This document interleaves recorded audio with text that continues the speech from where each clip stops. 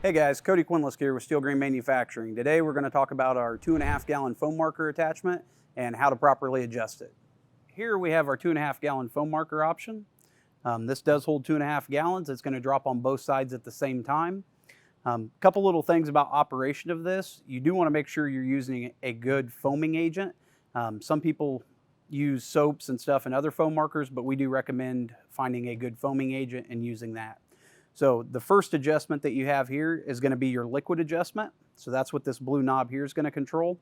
That's going to control how often it drops product. So if you want your drops to be 10 feet apart, you can open it up a little bit. If you want them to be closer, open it a little bit further and so forth. So you can control how often it's going to drop here.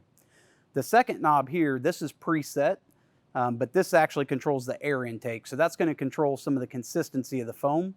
Generally, these come preset and you shouldn't have to adjust it too much. Here on top, this is an air filter.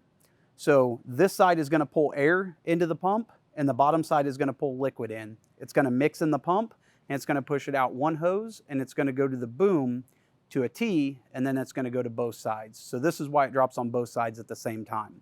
So a couple adjustments that you can make to that if you're seeing it drop heavier on one side than the other, or if you start to see foam coming out of the top of this breather here. A couple things you can do at the end of the nozzle body that we can show you here. So on the end of the boom, you have this elbow. There's a metal fork here, and once you take this fork out, then this elbow itself will come apart. Inside here, there's going to be a small piece of foam, and it's going to be important to take that foam out. If you see it dropping heavier on one side or the other, you can take them both out and you could take a pair of scissors and trim this foam down. So the reason it's going to drop heavier on one side or the other is that there's more resistance on one side or the other. So the side that's slower, you want to take that foam out and trim that off and put it back together and try it like that. Once you get it adjusted properly, you should see good consistent foam and you should see it dropping evenly on both sides.